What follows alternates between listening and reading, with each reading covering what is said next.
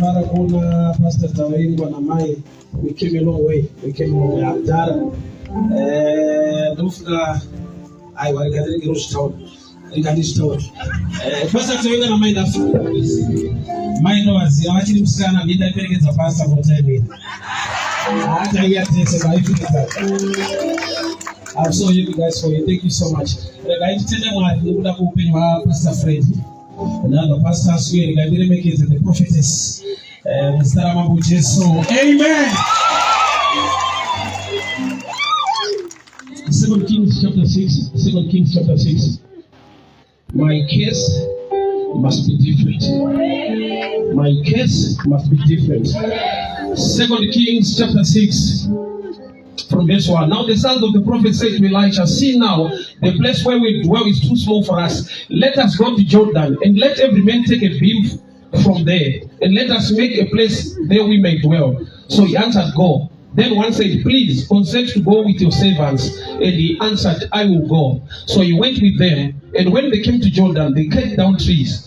But one, as he was cutting down a tree, the iron axe head fell into the water, and he cried out, alas, master, for it was borrowed.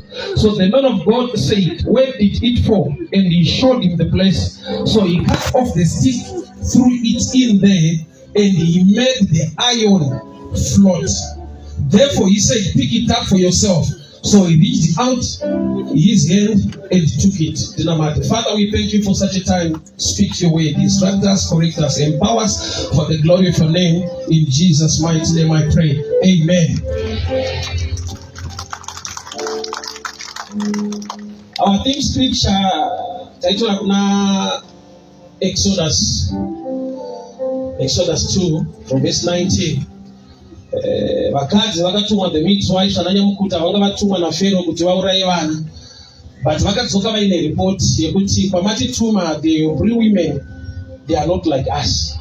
Tavi yatinosvika kuti tivabatsire ivo vanenge vatobatsirika kare vega, which means Mwari waona zvekurongwa neenemy wakaita bypass protocol yekuti panoda nyamukuta assist you, but there was the grace of God yanga yakuassista vanhu nekuti kune vanhu vanga vaze to destroy. So muupenyu zvakanaka kubatsirwa, but there will come a time yekuti zvinobohwa zvinongorwadza kuva kungokumbira kuva kungokwereta kuzvikwanisa. So varume vakataura nemuprofita patinogara padiki tiperekedze toda kunotsvaga mapango. So vaenda variko, Bible rinoti temwe anga akatokweretawo, but this time kuti aramba angoriwe kukwereta kuti ndakuzokumbira futi vamwe ndichitema akati yekukwereta yakuda kumbomira nekuda kwokuti ndiri kuunderstand that the presence of the prophet must make a difference in the situation yangu. So munhu waMwari akamupa mubvunzo, rawira nechepapi point of entrance, rawira nechepapi kwete kuti riri kupi. Ari kubvunza information yepasurface. Deuteronomy 29:29 inobva yati zvakavanzika nezvaJehovha asi zviri pachena wakapa vanakomana vavanhu kuti vazive. So which means pane information iri pasurface, iri pachena, that you must know. But the challenge yekuti demorawira mumvura paari kunorawira nechepapi, it's a tough question. Nekuda kwekuti pese panowira chero mumvura panofoma mawaves. Uchiona mulife there are times yekuti waunofungidzira kuti ndiye ane problem newawakamaka dzimwe nguva meshemwe akaita mashoma wakambobata kuri kuenda newave but vanongobata the point. So murume akaziva nedemo rake ndinofara kuti wakaziva the point of entry, kuti une information yaunofanira kuita acquire, yaunofanirwa kuziva kuti ugone kubatsirika. Pane zvaunofanirwa kuziva kuti ugonewo kubatsirika. Izvozvo ndo zvako zvakavanzika ndo zvaJehovha. Medical doctor munhu akafunda kwazvo zvokuti ukaenda kuchipatara ari suppose ngotoka kuti ndiri kunzwa mudumbu tombokurapa, but ane questioning yaanoita. Unotorwa temperature, unozodii maBP. Why? Vari kuedza kuti ugone kubatsirika. Totanga tanzwa iwe information kubva kwauri. Saka vakakubvunza une zvaunotaura, pane zvaunotaura zvinobatanidzwa nezvaakafunda kuti ugone kurapika. I'll give you a simple example. Ukasvika kuchipatara uchiti ndiri kunzwa mudumbu, Mudumbu is a broad term rakafura medically. Nokuti dumbu rinoconsider maorgans akawanda. Mune kidneys, mune liver, mune zvakawanda. So ukandiudzwa mudumbu angotora medication okupa. He goes further kubvunza zvikuru sei kuti muri kuita sei? Kuti muri kucheka kana kuti muri kufufutirwa. Obva abvunza kuti wakadya imadeko ukati beans ukazati enaro. Beans. Automoda operation unozati dza beans. So which means information iyoyo. Sometimes vana vadiki vanonetsa kurapa nokuti havataure vanochema. It's good to cry, but knowledge is one of the keys. It is so important to the body of Christ. Kuchema is not enough for someone with the right information. Nokuti chinokuburitsa muchallenge yako chine blender knowledge neprayer. Knowledge neprayer. Kuziva vanoziva Mwari wavo vachava nesimba vachaita mabasa makuru. Those who know kuti paka knowledge hapane nyaya. So munhu abvunzwa arikubvunzwa na prophet, original prophet waMwari chaiye, but ane question yaanopa kumunhu ane dambudziko rawira nechepapi. That question haireva kuti prophet vangatadze kuprofita kana kuperforma the miracle inoda kuitwa, but vari kuti you must be of help kuti ugonawo kubatsirika. There is a role you need to play kuti zvinhu zvako zviite zvakanaka. Tell me, rawira nechepapi? That is the point of entry. Bible not the prophet, a branch of a tree, kanda pamusoro perwizi. One thing I know, kanda, this stick haina kuenda paenda demo. Really light. That's the exit raida bus. In river. So kanda, it begins to flow. Kuenda rwizi no kuenda the stick ya kando. Arisi kuenda kwaenda demo rukudiwa. Riri kuenda the opposite direction. Zvinoita sekunge zviri kuitwa hazvishande nokuti zviri kupesana nezviri kutsvaka.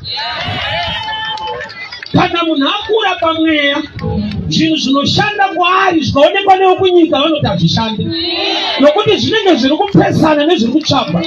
Nokuti uri kutsvagwa kubudirira wouya futi neofaringi. Nyika haizvinzwisise nokuti iwe kutotsvaga zhinji yacho kuti Mwari vakuropafadze. Saka vanokuona uchitopa ofaringi vanoti uri kutoendesa haigone kurikavha upenyu hwako, but anoziva zvemweya utaona kuti stiki payakakandwa ikaenda kwaakaenda. Bhabha rinoti demo ndobva ratanga kubva pasi. Zvoda kuti kuprofita nyangwe aine simba raMwari, but pane chakaintroducwa papoint of entry chakatanga kuerera chaienda the opposite direction, but pakava nemanifestation. Mwari ngaaise manifestation yazvauri kutsvaka. Pese paunoshumira Mwari, then have the manifestation of your blessing. So chimuti chakaenda kwachakaenda, but Bible knows the exit ndobva yabva pasi. Dema ili kune laws of gravity. Chaita kuti rinyure, that law iri kushanda chinorema chaenda pasi. But paataura na prophet, surrender to the anointing.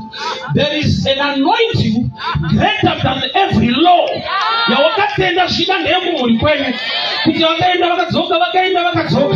But nekuda kwekuti wewe nyaya yako ine muprofita ine gomo, kana wauya pano uchitaura na Mwari wako kuti kune malozi ekumba kwedu, but chandinoziva my case must be different. Kana matemu mamwe akanyura akasadzoka, I will recover my excellence.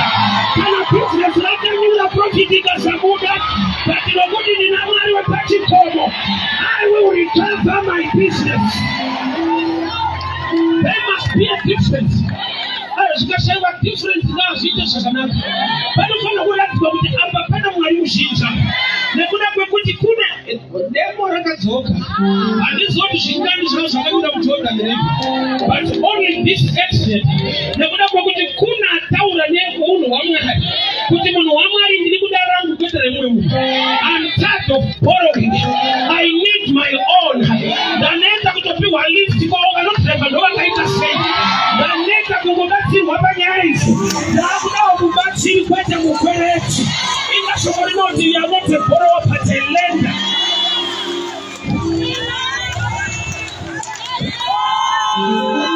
Ndinoona kuti vamwe vanozvikautira sei. kuti munhu ari kuchemera demurawira mumvura iye achiziva kuti kana chinhu chatonyura hapasisina. Tine vanhu vakaudzwa mazuva mupenyu kunzi hapasisina. Ukaona zvatodai so hapasisina. Anointing zvainoita inorivhesa malaws akajairika nevanhu. Zodzi raMwari zvarinoita rinorivhesa malaws ekuti kana zvaitika vanhu vanofanirwa kushamiswa nazvo, nokuti zvikasashamisa haasi Mwari, nokuti itika yake kuita zvishamiso. Vanhu ngavashamisike. Demo rakaenda kwarakaenda rikandogara kusimorasa nemakore mangani, demo kana rasina kudzoka kumba, kune rimwe simba rinodzora zvakaenda, kune simba rinorikavha zvakatorwa.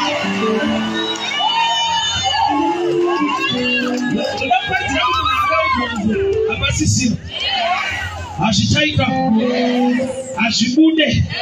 Mazuva ano vachidhanza hazviko, utaudza kuti zviriko, zviriko.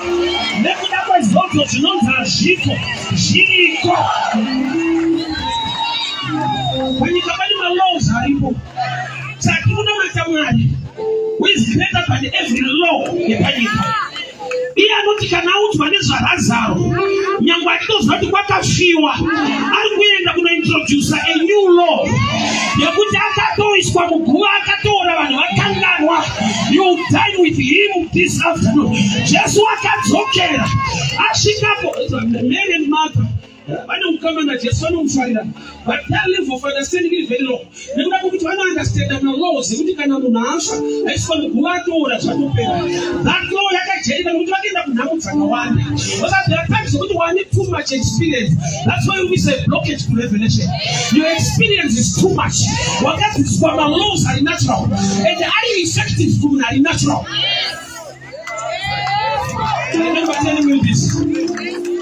Malaws epanyika ndekuti kana watokundikana zvikuru sei kwatakakundikana kuOlivo. Sati murangu rakazoenda form 6 and abuse it. Ndikazogara chitotuudza kuti seti pakadai manje unofa wako. Hatifoni kana kumba kwenyu kune vanhu vashoka. Hativine ndozvamunoziva. Yekusvika ikoko bedzi yanga ine law yekuti kana wapasa unoenda. Then I met Jesus, the Lord changer. I was approached by the students.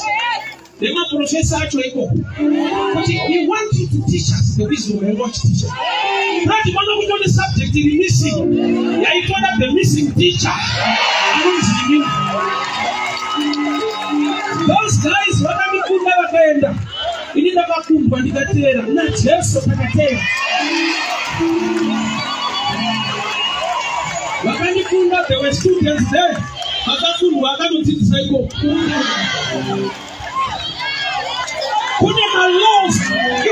Too much experience is becoming blockage to revelation.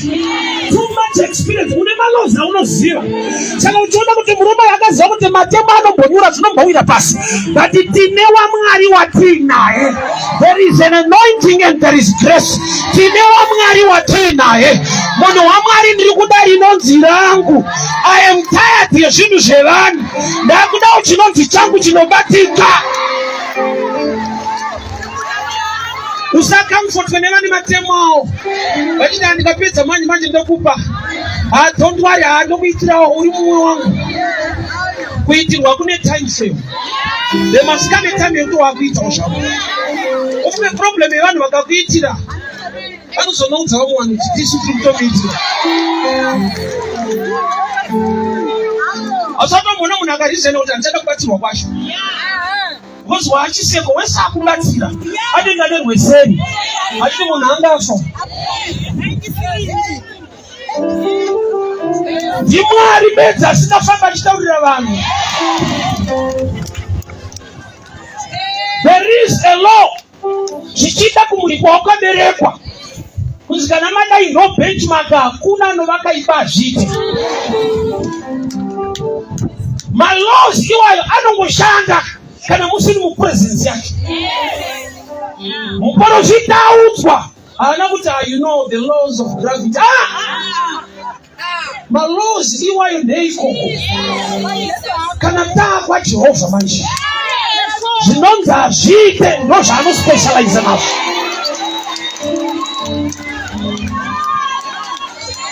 Elisha is a prophet. Not prophet. Not get a prayer. I got demonstrate action, and I explain the meaning of this action. Elisha got his anointing from Elijah. I'm sure you know. I got a double portion from Elijah. In their family, there were 3 brothers or 3 guys or 3 prophets. First is Elijah. Secondly, Elisha. Thirdly, it's John. But John came in the spirit of Elijah. So the bloodline of this anointing, Elijah, Elisha, and John. So John achitaura Luke chapter 3 verse 9. Anoti demora zouya rinotema kubva kumitsi. So munhu wamwari paari kuziva kuti kana iye kumira kwedemo yaenda pasi, musoro wedemo represents Christ, because Christ is the head of the church. Saka kana ari Jesu aenda pasi, atarisa prophetically in the spirit. Nokuona Jesu akabatwa na John Jordan River achiendeswa futi kupi pasi, but haana kuramba ari pasi. Ndokubva asumutwa akabuda, achibudirei kuti azoenda padanda. Saka Elisha paakakanda danda rikatanga kuenda, Jesu anova demo rinofanirwa kubuda, nokuti basa rake nderekuti akaona paine danda anouya, nokuti ndiye akauya padanda kuzofira upenyu hwako. So Elisha is prophesying about Christ, which means recovery yedemo is all about Jesus at the cross. Mutu wakakandwa yai representa the cross. Demo riri pasi ndiye Jesu, nokuti kana iri nauye cross, there are just 2 sticks dzakangudai. That's why the stick bayakakandwa aiende straight. Not straight line radhrowa kudhara nedemo ranyura rakuenda the other side is the picture of the cross, which means your recovery has to do with Jesus at the cross.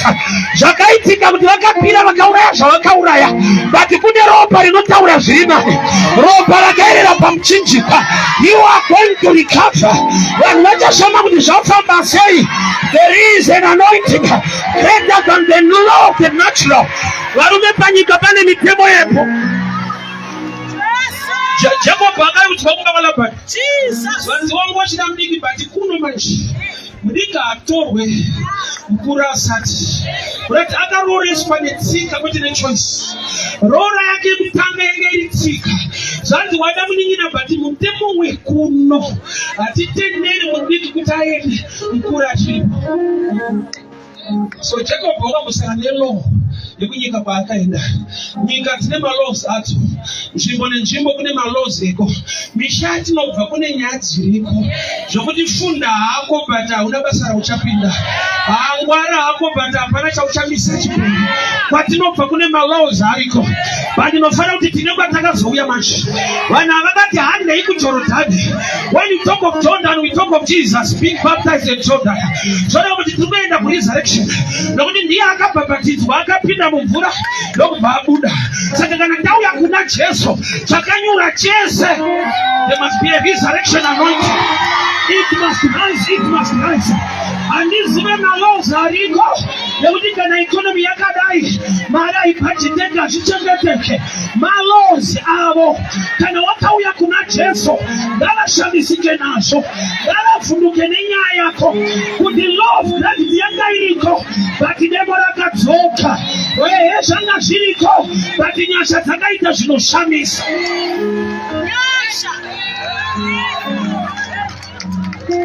2008, Pastor Tawenda knows it. I was so sick. So ndakaenda kuchipatara. Doctor ndokubva atora mareadings ese pakati. Ndokubva aya matata akagara ndokubva ashedza zita Trymore aripo ndiripo. Vanzi wauya nani? Ndege. Chirudziva. Because mareadings anga aripo ndemunhu asi kufamba. Anofanira kunge akatakurwa. Ndikataudzwa kuti vari mumawadza they are better than records ako. Iwe uri wese. But uri kufamba. Kune malaws medically ekuti marecords akaiswa paso ndokuti anokuudza kuti munhu uyu hakuna kwaari kuenda. But nachiremba anofanira kusvika paanoshamisika. Because wandiri kushumira is greater than a doctor. He is the creator of the universe. He is the mighty God, all powerful God. Zvoreva kuti pano chiremba akataverenga records. He was expecting munhu akarara pasi. Expected. And people were expecting for him to fall down. Kune tasiso dzevanhu nokuti fiber vaiziva kuti iri very poisonous. Kana yakaruma munhu changosara kuwira pasi. But they were shocked. Nokuti pano kuti handini ndinorarama asi Kristu mandiri. Kana nyoka yakaruma vanhu vakadonha pasi, kwete naJesu andakagamuchira ndinoizunzira mumoto, asi nyoka ndoichawira pasi. Vekumusha kwako ngavazvizive vakakatadzisa kuita ndivavo. Iwe une nyasha dzinotevera upenyu hwako, zvakaoma zvakadaro. You are going to recover. Your case is going to be different. NaJesu ngavaite mutsauko. Peter was a fisherman, asakasangana naJesu. Vakabata hove vaitengesa. But time yaakatevera Jesu, akadzorwa kunobata hove kwete yekutengesa. Yakabhadhara yega ine mari mukanwa. There must be a difference. Kana wana Jesu, kune imwe protocol iri serious. Kune imwe grace yekuti zvamaitsvaga zvinenge zvakaudzwa pachena kare. Nemadhimoni angakuprovoka masiku ano. Mwechina yakajaivwa. Vakakuti hazviko utauradzwa kuti zviriko. Mwari uyu achiri kuita minana, Mwari uyu achiri kugona basa rako. Your case must be different. Your case must be different. Vanhu ngavataure nyaya. Woti asiye uyu hatisada kuzviona. Asi zveuyu hatizonda akaenda kupi. Nokuti vese vatinodhila navo, this is the benchmark. Hakuna anodarika hapa. Vese vandakabata kumhuri yavo, this is the benchmark. Hapana anodarika hapa. But ndakuda kuisa a law, ndakuda kuunza a spiritual law, ndakuda kutaura the anointing. Nekuti kana wakushanda, uchashanda with a difference. Nokuti vakatokuudza kuti shanda hako but mugano ndeuyu. Ndinechitanda chandoda kukanda musituation yako. Ndinechitanda chandoda kukanda musituation yako. Ndinechitanda chandoda kuti kana chakuyerera chiri kutodhodza zvisingakonzeki. Zvausingagona kuunzirwa netete, anointing ngaizviunze. Zvausingagona kuunzirwa nehama, zodzo ngarizviunze. Zvausingagona kurongerwa nebasa rako nenyika, zodzo ngariunze zvinhu izvozvo.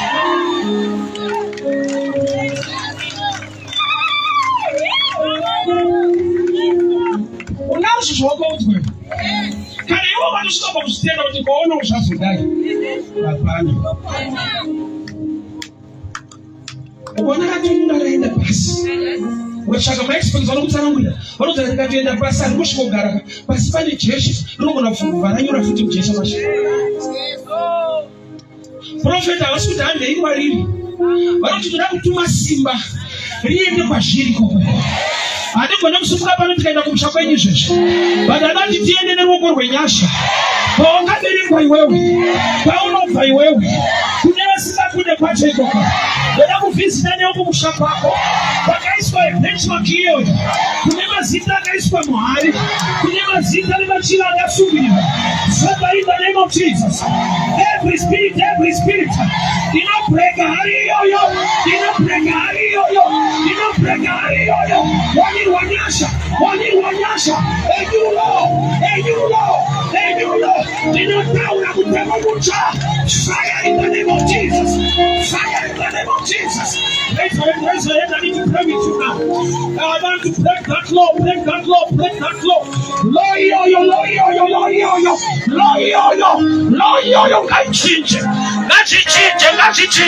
ngazvichinje kubva nhasi ngazvichinje. I break that law. Hakuna nini overseas.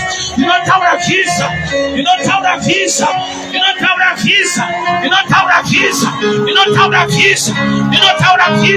I break that law. Passport yako ngaidindwe. I break that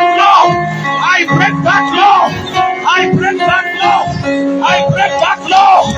Reketebosa, matete baligada, rekete nabosa, ribasha teke balikataya, kanta baladiasa, ribasha te, rekete nabosa.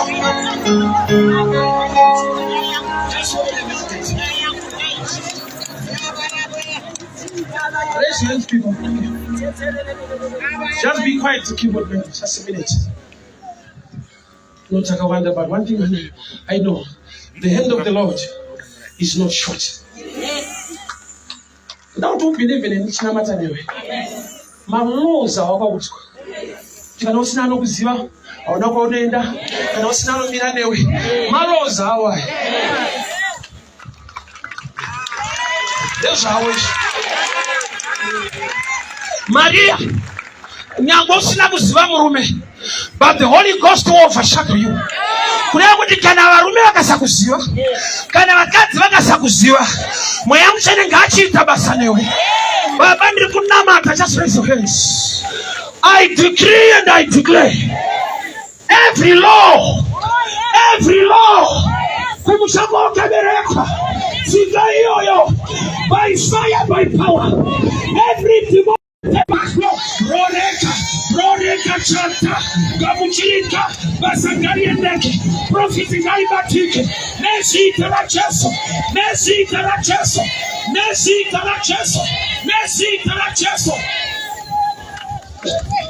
Father, I pray, may the wind of God blow over this mountain, the wind of favor, may the ministering angels release grace upon your people this afternoon.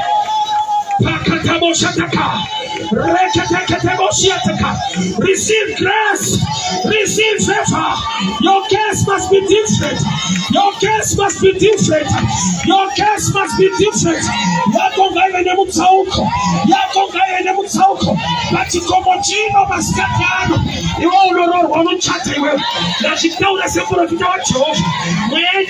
Silence every voice. I silence it by fire, by power. You travel overseas. Tinoitinda visa bakomupano. Nilikuteura visa rako. Zairi wamasu. Nikanya kuzala kwayo.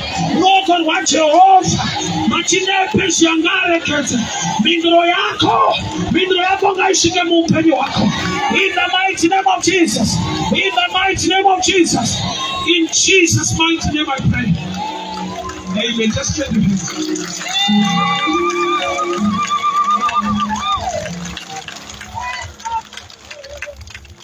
Don't block the revelation by too much experience. Usually, natural shall come to. Times would wow. By Shitaura. Kanandeka, I did Katarisa. There is no time where I should die. Should put any party. Why don't I want to affect from the ground? Then she wants to cut. I will not put any when the blessing. Anointing is also. Don't you know reverse? Uno viso level just ordinary. Somebody never want to deal with. I will not get there. I will not ask you to lie. Put why? Marano shit up is Abraham. If I'm going to get what we must about, but I can't pay a matzako. In any money personally, I will make you great. Marikanati Kusimuta, Unokona Pisiravan, when Lava Peace way, what is Zira Kutikuna Mari, Lava Zinisco Kutikuna Mari, Kana Fundanemunu Wake, Jokutune Amashandi.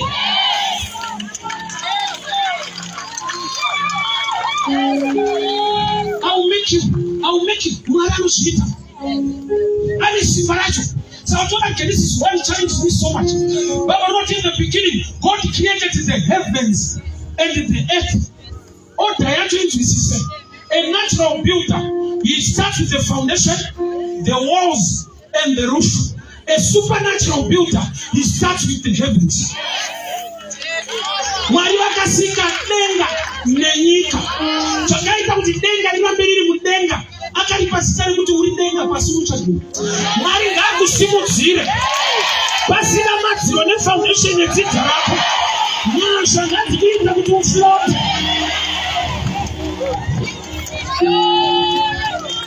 Elisha anakuchinja weight yemusoro wedemu.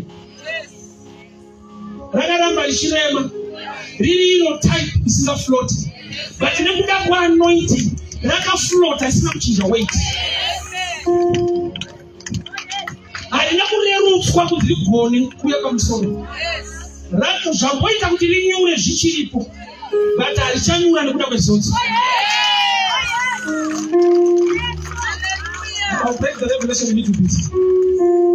Chamboita kuti demo rinyure uri muhwaro. But paradzoka rinouya pamusoro apa harina kuchinjwa weight kurema kwaro. But rakushanda neimwe law despite disadvantage. Une disadvantage iri pauri ndo iri kukufunira kuti urambe kuti hazviite mana vanyatsoziva situation yanga haisi kuiziva. Kurorwa ndani tiri vangwana, kurorwa ndani fo, kuwana wangu chekuzochata ndani tiri. Why? Disadvantage haisi nyaya. Kushandisa kwamari ndekuti weight haichinje but law inochinja.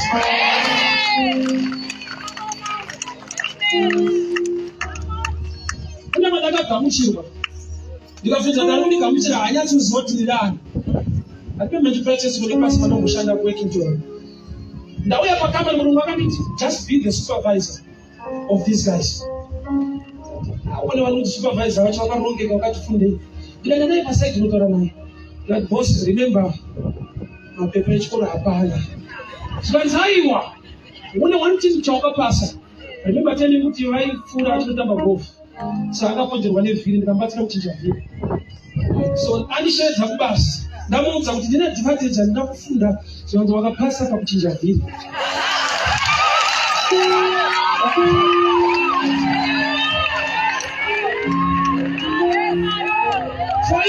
Chifa kushalaudza. Ndinoba wakapasira kuvanozvamisa. I want to show you this. Chiricho chakarandimainda mulachifamba. Kuti kana ndikafarisa ndada kutanga nokunamata Mwari. Ndongozviudza ndega kuti timu remavhiri katina chikoro.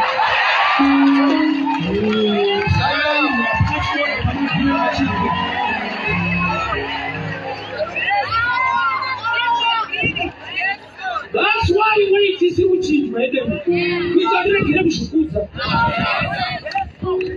Unofana kuzwa kuti zvinonyudza ndichina. Asi nyasha dzobva ndifront. Zvinogona kundinamisa zviripo.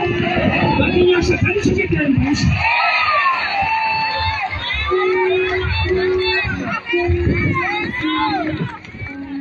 Kana Mwari vaita chinhu, continue to trust, believe him and worship. Kana zvenyu mazopamhana pamusoro maflota madzokera maakutema munodzwa mumatemudzi wenyaya. Because there are times when we forget about grace. Don't have to introduce our own effort. Jesus. Anoza kuti Zakeyo haana kuona Jesu. Zakeyo akaonekwa naJesu. Saka hapana madadiro anoita, akatoonekwawo. Yes. Ndine ndakapfeka ndakupa testimony. Munhu akanditi maharongeka uno makatochata. Ndakataiwa ndakuchata ndakachatiswa kuti handisazoita pride. Ndimwari akangoti tsano chingochata iwo. Otherwise machangu hapana zvaikuda. Let us not forget. Saka unoti wasimudzirwa so unoita kumbonyorera ungofoira. Nenda rozvati ukatozopasa wawese ichashefa ana anotoziva kuti ati tinogona kumubva futi pano. Ruti usakanganwa kuti wakatobva kwenyu kuMoabhu hausiwe kuno. Kana makuti mai Boaz ziva kuti kune nyasha dzakaitwa haziva kuti kuno kwakusinawo vasikana vekuno.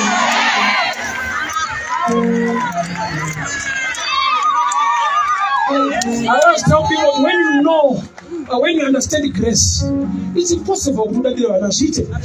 Ukaziva kuti inyasha utomudada zvite. Tine kuti vakablesswa kana vakukudza vanokudza kwemwema zvinhu zvakaoma kuti uite.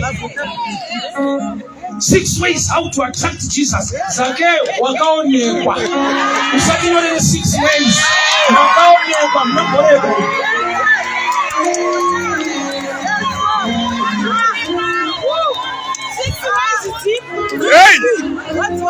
Kanari Ruti zvake anotinyorera bhuku rake 5 ways to attract your boss.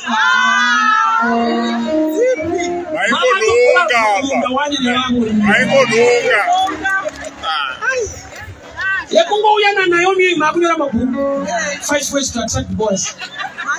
Usaiswe pressure nevanhu. Mwarane nyasha. He is the way. I'm sure my time is done. But my declaration into your life.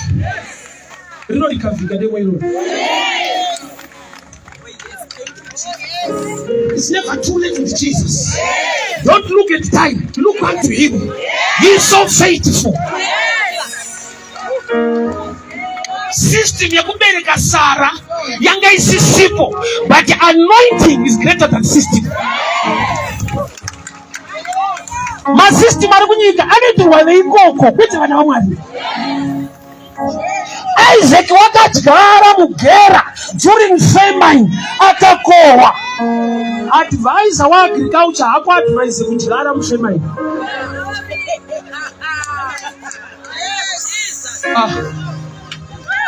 Mukati weshune makati na prophet Elisha ibambano.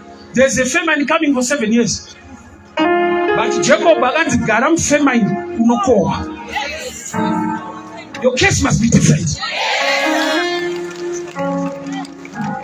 Mukati akamukira guwa ida kubata Jesu akamsandibata. Asante kuti kuna baba. Thomas akanzibata. The same Jesus, the same week. Thomas akanzibata maruko kwangu bata parutivi wangu.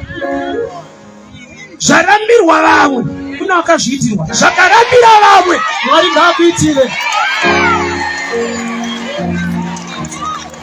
Problem unobvunza vanhu ubvunze denga mari. Kungofunga kuhodha. Wakubvunza polisi yakamira sei kuhodha. Uri kuda kuhodha polisi here.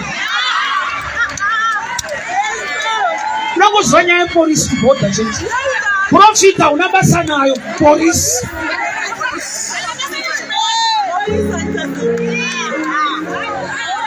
Kana iwe wakunohodha ngavaende paofu.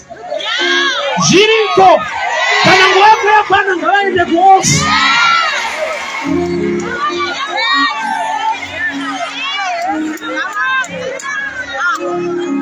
Naiva kuwangesha kunogwara teva wange conference. Polisi pablawa yaidetsa. Tama takashinda kuti kuna madhiramu akubva. Pana akatisheka roko zvanzi akomana unobata kuwa. Ngavaende kuofu. Mwari ngaabvise vanhu vese vari against your life. Your case must be different. Your case must be different. Jitende kuti yangu nyaya ichaita mutsauko. Rangu basa richaita mutsauko. Yangu passport ichaita mutsauko. Nezita na Jesu.